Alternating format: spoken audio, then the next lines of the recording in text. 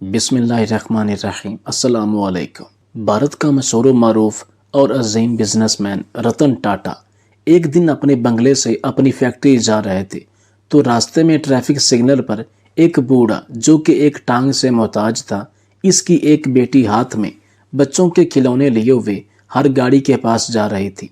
ये बच्ची जिसने हाथ में गुब्बारे पकड़े हुए वो रतन टाटा की गाड़ी के पास आई। ये लड़की मजहबन हिंदू थी जिसका नाम चंद्रिका था।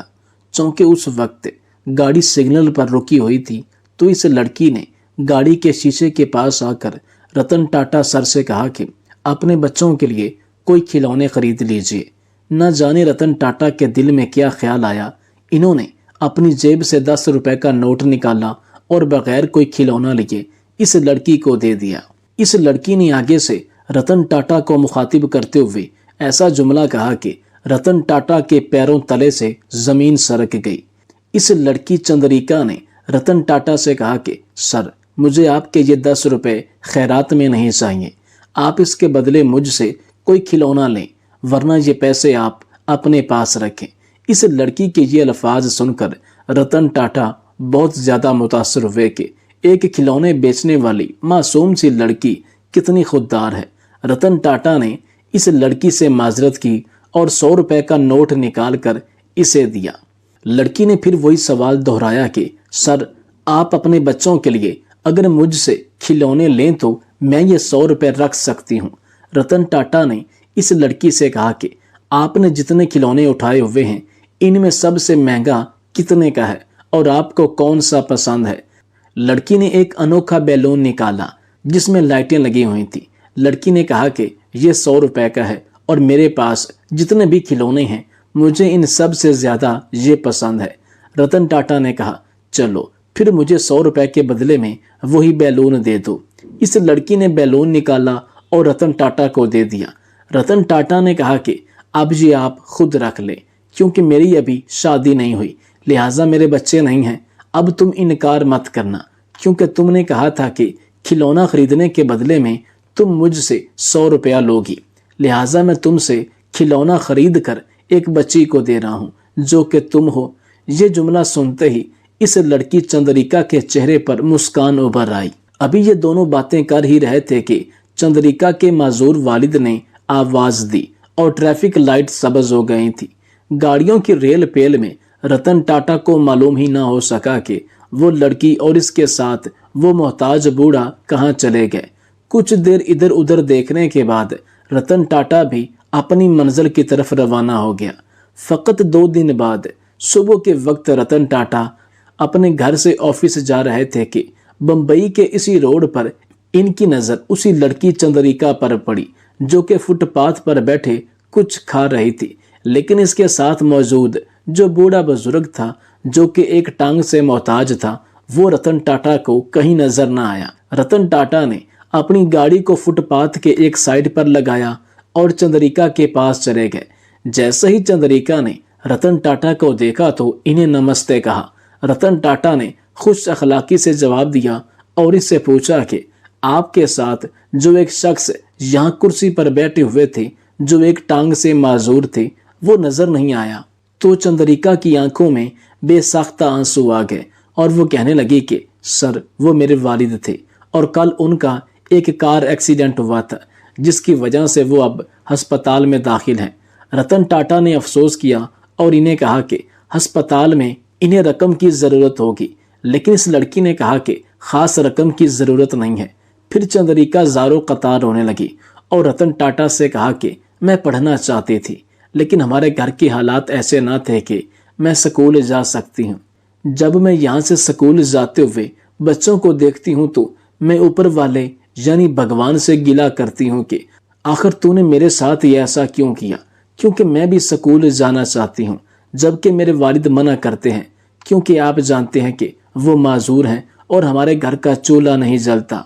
रतन टाटा कहते हैं कि इस लड़की के ये अल्फाज मुझे ऐसे लगे कि जैसे मेरी सगी बेटी मुझे स्कूल में पढ़ने की जिद कर रही हो। न जाने मुझे क्यों ख्याल आया कि क्यों ना अपनी ही बेटी समझकर इसे पढ़ाऊं। खुदा करे ये अच्छा पढ़ जाए और किसी मकाम को पहुंच जाए ताकि इसे भगवान से जो गिला है वो ख़त्म हो जाए, کیونکہ بھگوان نے جس کسی کو جہاں رکھا ہے اسی میں ہی اس کی بہتری ہے، لیکن ہاں اپنی محنت سے اپنا مقام بلند کرنے کی کوشش ضرور کرنی چاہیے، باقی اوپر والے کی مرضی۔ میں نے اسی وقت اس لڑکی کو اپنی گاڑی میں بٹھایا، اس کے کھلونے اپنی گاڑی میں رکھے اور سب سے پہلے ہسپتال گیا۔ ان کے والد سے بات چیت کی۔ ڈاکٹرز نے مجھے بہت زیادہ عزت دی، تو میں نے ان سے کہا کہ یہ میرے عزیز دوست ہیں، آپ ان کا خاص خیال رکھیے گا۔ ڈاکٹرز نے مجھے تسلی دی۔ میں نے چندریکا سے اس کے والد کا نام پوچھا تو اس نے بتایا کہ ان کا نام دیان ملوتی ہے۔ میں نے ان کے والد دیان سے ان کی بیٹی کو سکول میں بھیجنے کی اجازت مانگی اور کہا کہ ان کو وظیفہ بھی دیا جائے گا۔ کچھ دیر گفتگو ہونے کے بعد دیان ملوتی کی آنکھوں میں ایک دم سے نمی اتر آئی، جیسے ان کی آنکھیں میرا شکریہ ادا کر رہی ہوں۔ میں نے اس لڑکی کو ان کے گھر کے نزدیک ایک اعلیٰ پرائیویٹ سکول میں داخل کروایا۔ ان کے تمام تعلیمی اخراجات خود اپنی جیب سے ادا کیے، اس کا وظیفہ مقرر کیا، اس کی بکس کتابیں وغیرہ خریدیں۔ اوپر والا گواہ ہے کہ میں نے زندگی میں بڑے بڑے تجارتی سودے کیے، لیکن نہ جانے کیوں اس بچی کے ساتھ جا کر بازار سے کتابیں اور یونیفارم وغیرہ خریدنے پر مجھے اتنی خوشی میسر ہوئی کہ جیسے میں نے کوئی بہت بڑا بزنس میں منافع حاصل کیا ہو، اور یہ میری زندگی میں اس سے پہلے کبھی نہیں ہوا تھا۔ یہ بات میرے اس لڑکی اور ان کے والد اور ایک سکول ٹیچر کے علاوہ کسی کو معلوم نہیں تھی۔ میں ہر مہینے بعد اس سکول میں جاتا، ٹیچر سے اس لڑکی کے بارے میں دریافت کرتا اور جو بھی رقم ضرورت کی ہوتی وہ میں اس ٹیچر کو دے دیتا۔ الغرض چندریکا ایک قابل لڑکی تھی۔ سکول سے کالج سے یونیورسٹی تک کا سفر یہ طے کر چکی تھی۔ وقت گزرتے پتہ ہی نہ چلا اور یہ جوان ہو گئی۔ ایک دن چندریکا اس کا والد میرے دفتر آئے، ساتھ میں کچھ تحفے تحائف بھی لائے۔ میں نے ان کا شکریہ ادا کیا اور ایک چیک بنا کر جب میں چندریکا کے والد کو دینے لگا تو انہوں نے مجھے تشکرانہ انداز میں دیکھا اور کہا کہ اب ہمیں رقم کی ضرورت نہیں ہے۔ میں نے ان سے کہا کہ رقم کی ضرورت کیوں نہیں ہے؟ کیا مجھ سے کوئی غلطی ہو گئی ہے؟ تو انہوں نے کہا کہ نہیں، آپ کے ہم پر بہت زیادہ احسانات ہیں اور ہم ہمیشہ آپ کو دعاؤں میں یاد رکھتے ہیں۔ خدا آپ کو ترقی کی منزلوں کا مسافر بنائے۔ دراصل بات یہ ہے کہ چندریکا کو ایک کمپنی میں جاب مل گئی ہے جہاں پر اس کی سیلری بھی کافی اچھی ہے، لہٰذا اس لیے ہمیں اب رقم کی ضرورت نہیں ہے۔ اور آج چندریکا کو ایڈوانس میں پہلی تنخواہ ملی ہے جو ہم لے کر سیدھا آپ کے پاس آئے ہیں۔ رتن ٹاٹا کہتے ہیں کہ چندریکا اور اس کے والد دونوں کی آنکھوں میں آنسو تھے۔ مجھے ایسے محسوس ہو رہا تھا کہ جیسے میں نے 2 نہیں بلکہ 2 لاکھ انسانوں کی زندگی کو سنوارنے میں تھوڑا سا کردار ادا کیا اور ان کی زندگی چمک اٹھی۔ خیر، وہ کچھ دیر میرے پاس رکنے کے بعد اپنے گھر کو واپس لوٹ گئے۔ ایک دن چندریکا کے آفس میں اس کی پروموشن تھی تو مجھے بھی انوائٹ کیا گیا۔ میں جب گیا تو مجھے وہاں پر ایک امپلائی نے بتایا کہ چندریکا بہت ہی شاندار لڑکی ہے، سمجھدار اور ذہین لڑکی ہے۔ ایک امپلائی نے مجھے ایسی بات کہی کہ میں بے ساختہ رونے پر مجبور ہو گیا۔ چندریکا نے اس کمپنی میں 2 لوگوں کی گزشتہ 2 سالوں سے مدد کر رہی تھی۔ ان چاروں کے تعلیمی اخراجات چندریکا برداشت کر رہی تھی۔ اس کی پروموشن کی تقریب کے دوران ایک افسر نے انہیں ایکسٹرا بونسز سے نوازا اور کہا کہ ہمیں معلوم ہوا کہ آپ کمپنی کے 2 لوگوں کی کفالت کر رہی ہیں، ان کے تعلیمی اخراجات آپ ادا کر رہی ہیں۔ تو چندریکا نے روتے ہوئے رتن ٹاٹا کی طرف اشارہ کیا۔ یہ تقریباً 15 سالوں میں پہلی دفعہ تھا کہ چندریکا نے کسی کو یہ بتایا کہ میں آج جس مقام پر ہوں وہ رتن ٹاٹا کی وجہ سے ہے۔ اس سے پہلے نہ کبھی چندریکا یا اس کے والد نے کبھی کسی سے اظہار کیا اور نہ ہی کبھی رتن ٹاٹا نے کسی کو بتایا کہ میں ان کے گھر کی یا ان بچیوں کی تعلیمی اخراجات کی ہر چیز کی کفالت کر رہا ہوں۔ آج سے پہلے ایسے کبھی نہیں ہوا تھا۔ چندریکا اس قدر روئی کہ اس سے بولا نہیں جا رہا تھا۔ مجبوراً رتن ٹاٹا اپنی جگہ سے اٹھے اور چندریکا کو حوصلہ دیا، انہیں گلے سے لگایا اور کہا کہ میں آپ کی کفالت کرنے والا کون ہوتا ہوں؟ میں تو وہ ایک ذریعہ ہوں، کفالت کرنے والا اوپر بیٹھا ہے جو سب کی کفالت کرتا ہے۔ چندریکا نے تاریخی جملے کہے کہ اگر یہ شخص میری مدد نہ کرتا، ہماری کفالت نہ کرتا تو میں آج یہاں کبھی نہ پہنچتی اور اگر میں یہاں آج نہ پہنچتی تو جن لوگوں کی آج میں کفالت کر رہی ہوں، جن کے تعلیمی اخراجات آج میں برداشت کرنے کا ذریعہ بنی ہوں، میں وہ کبھی نہ بن سکتی۔ اس کا سارا کریڈٹ سر رتن ٹاٹا کو جاتا ہے۔ یہ پہلی دفعہ رتن ٹاٹا نے اس تقریب کے دوران سارے واقعہ کو بیان کیا تو پورے حال میں تالیوں کی گونج اور سر رتن ٹاٹا کو خراج تحسین پیش کیا گیا۔ پھر این ڈی ٹی وی کے ایک نیوز اینکر نے اس خبر کو شائع کیا۔ ویسے تو رتن ٹاٹا کی پہلے ہی بہت زیادہ پبلسٹی تھی، وہ ایک مشہور اور کامیاب بزنس مین تھے، ایک نیک انسان تھے، لیکن اس واقعہ کے سننے کے بعد ان کی عزت اور بڑھ گئی۔ ہیں لوگ وہی جہاں میں اچھے، آتے ہیں سو کام دوسروں کے۔ اس واقعہ کے بعد رتن ٹاٹا سر نے جو ٹاٹا ٹرسٹ قائم کیا تھا، اس میں ایک مخصوص حصہ ایسے یتیم اور بے سہارا بچوں کے لیے مختص کیا تھا جن کے تعلیمی اخراجات ان کے والدین برداشت نہیں کر سکتے تھے، اور وہ رقم کوئی لاکھوں میں نہیں بلکہ کروڑوں میں تھی، جسے ہر ماہ ٹاٹا ٹرسٹ سے ادا کیا جاتا تھا، اور اس کا سارا کریڈٹ رتن ٹاٹا سر کو جاتا ہے، جنہوں نے ہمیشہ غریبوں مسکینوں کا آسرا بننے میں اپنی ساری زندگی گزار دی۔ رتن ٹاٹا جیسے مخلص انسان اس دنیا میں بہت کم ہیں جن کا مذہب انسانیت کی خدمت کرنا ہے۔ رتن ٹاٹا کی ٹرسٹ ٹاٹا نے جتنی خیرات تقسیم کی ہے، اس سے بے شمار فیکٹریاں لگائی جا سکتی تھیں، بے شمار بنگلے بنائے جا سکتے تھے، بے شمار گاڑیاں خریدی جا سکتی تھیں، لیکن سر رتن ٹاٹا نے انسانیت کی خدمت کو ترجیح دی۔ بے شک نیکی کا بدلہ سوائے نیکی کے کیا ہو سکتا ہے۔ ایک ہوائی جہاز 30,000 فٹ کی بلندی پر پرواز کر رہا تھا۔ اچانک پائلٹ نے اعلان کیا کہ جہاز کا انجن فیل ہو چکا ہے اور 10 منٹ بعد جہاز کریش کر جائے گا۔ آپ سب سے گزارش ہے کہ کلمہ پڑھ لیں۔ یہ سن کر تمام مسافروں میں کھلبلی مچ گئی۔ ایئر ہوسٹس نے بلیک باکس اٹھایا اور جہاز کے مسافروں سے کہا، اس کالے ڈبے کو آگ نہیں لگتی۔ اگر آپ نے اپنی فیملی ممبران کو کوئی ہدایت جاری کرنی ہے تو لکھ کر اس ڈبے میں ڈال لیں۔ ہر مسافر نے فیملی کے نام اپنا آخری پیغام لکھا، مگر حیرت انگیز طور پر ایک نوجوان جہاز کے واش روم کی طرف بھاگا۔ ایئر ہوسٹس حیران ہوئی اس نوجوان کی اس حرکت پر۔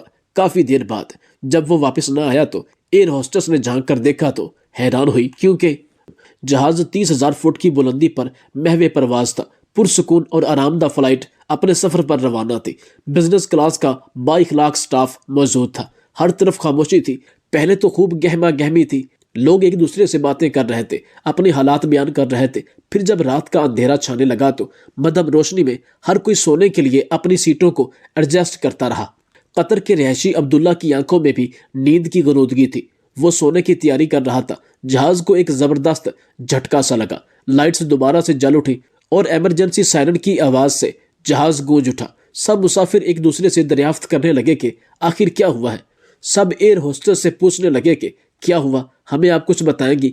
ایئر ہوسٹس نے کہا کہ میں کپتان سے رابطے میں ہوں، وہ بتائے گا کہ جہاز کے ساتھ کیا معاملہ پیش آیا ہے۔ ایئر ہوسٹس نے جہاز کے پائلٹ سے رابطہ کیا۔ پائلٹ نے سب مسافروں کے سامنے اعلان کیا کہ جہاز کا انجن فیل ہو چکا ہے اور دوسرے انجن میں بھی کوئی خرابی معلوم ہوتی ہے۔ ہمارے اندازے کے مطابق 10 منٹ بعد جہاز کریش لینڈنگ کرے گا۔ آپ سے گزارش ہے کہ دعا کر لیجئے۔ یہ سن کر مسافروں کی سانسیں اوپر کی اوپر اور نیچے کی نیچے رہ گئی۔ انہیں کسی بات کا ہوش تک نہیں تھا۔ کسی کو بھی موت سے پہلے مر جانے کی عکس بندی کرنی ہو تو یہ بہترین موقع تھا۔ فرتے جذبات اور آگے والی سیٹ کے بزنس مین غصے سے آگ بگولا ہوا اور چیخ کر کہنے لگا کہ کیا مطلب، کیسی بکواس کر رہے ہو کہ جہاز کریش کر جائے گا؟ کیا تم لوگ جانتے نہیں کہ میں کون ہوں؟ میرے اتنے سارے بزنس۔ ایئر ہوسٹس نے اس کی بات کاٹتے ہوئے کہا کہ جناب، چیخنے چلانے سے کچھ حاصل نہیں ہوگا۔ تھوڑی ہی دیر میں ہم سب میتوں میں بدل جائیں گے۔ میں آپ لوگوں کے لیے ایک آخری کام کر سکتی ہوں جو میرے بس میں ہے، اس کے علاوہ میں بھی کچھ نہیں کر سکتی۔ میں بھی تم لوگوں کی طرح بس تھوڑی دیر کی مہمان ہوں اور بے بس ہوں۔ ایئر ہوسٹس کچھ سوچتے ہوئے اندر کارپٹ داخل ہوئی اور ایک چھوٹا سا کالا ڈبہ لے کر آئی۔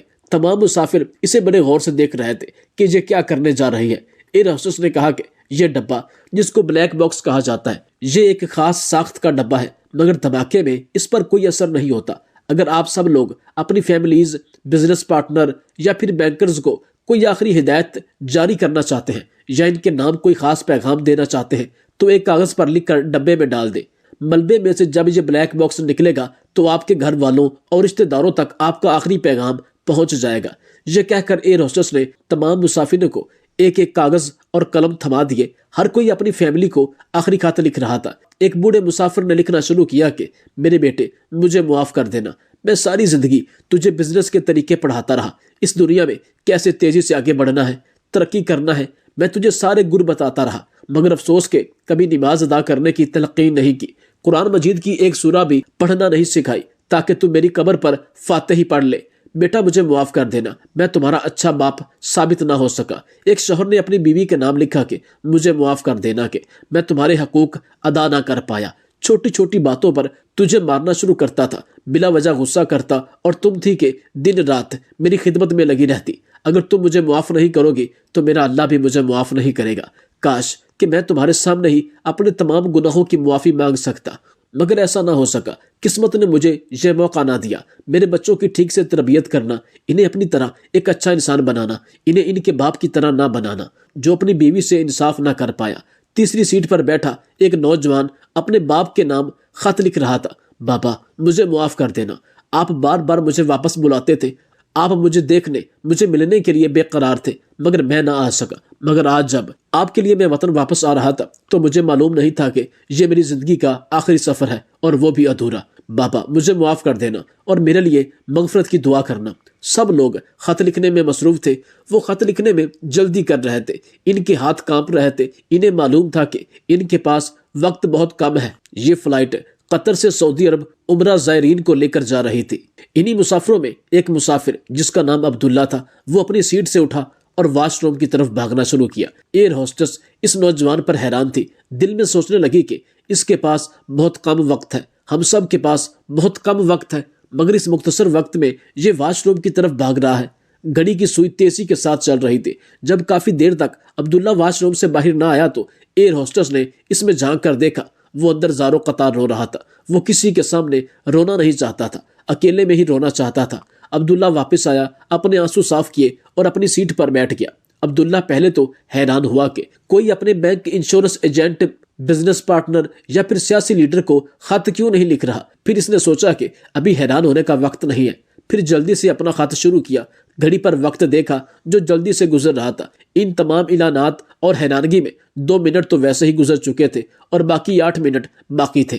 عبداللہ نے اپنا خط شروع کیا، اے میرے پیارے اللہ سائیں، میں اس لمحے سے صرف آپ کے نام ہی خط لکھنا چاہتا ہوں۔ ملاقات کا وقت بہت قریب ہے۔ ہمارے ہاں یہ رواج پایا جاتا ہے کہ جب کوئی چھوٹا کسی بڑے سے ملنے کے لیے جاتا ہے تو کوئی تحفہ، نذرانہ، کوئی ہدیہ لے کر ضرور جاتا ہے۔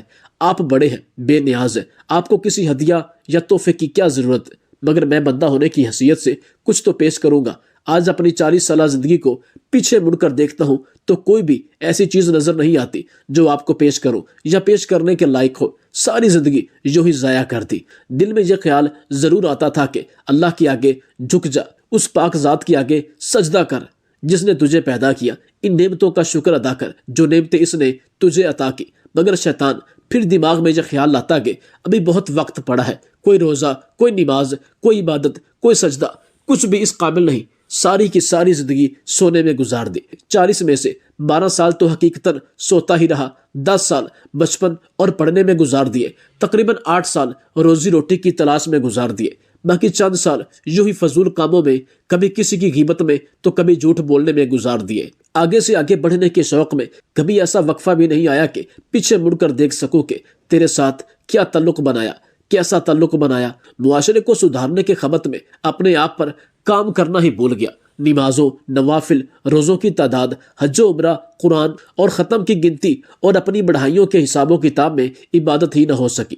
کبھی نہ ہار ماننے کے عزم میں تیرے سامنے بھی سرنڈر نہ کیا۔ اللہ آج تو مجھے بچا لے۔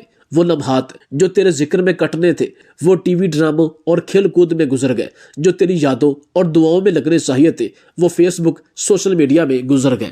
جو وقت قرآن کی تلاوت اور اس کو سمجھنے میں لگنا تھا وہ گیم آف تھرون میں کھا گیا۔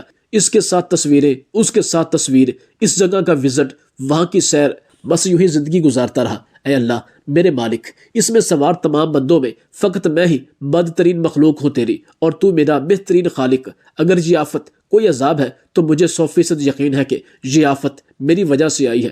آج یہ سارے تیرے حضور اپنی عبادتیں لے کر آ رہے ہیں، میرے پاس سوائے ندامتوں کے اور کچھ نہیں، میرا دامن خالی ہے۔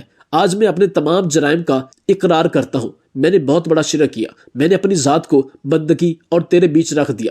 میری انا، میرے تمام کارنامے، میرے ناولز، میرے قصے، یہ سب شرک نہیں تو اور کیا ہے؟ نام تیرا لیتا رہا اور محبتیں کسی اور سے، نماز تیری، نظر کہیں اور خیال تیرا، فون کہیں اور سامنے تو لیکن چیٹ کسی اور سے۔ یا اللہ، میں نے ملاوٹ کی، میں نے تیرے عشق میں ملاوٹ کی، میں نے ذخیرہ اندوزی کی، اناج میرے سٹور میں پڑا رہتا اور باہر لوگ بھوک سے مر رہے تھے، میں یہ بات مگر اس طرف متوجہ نہیں ہوتا تھا۔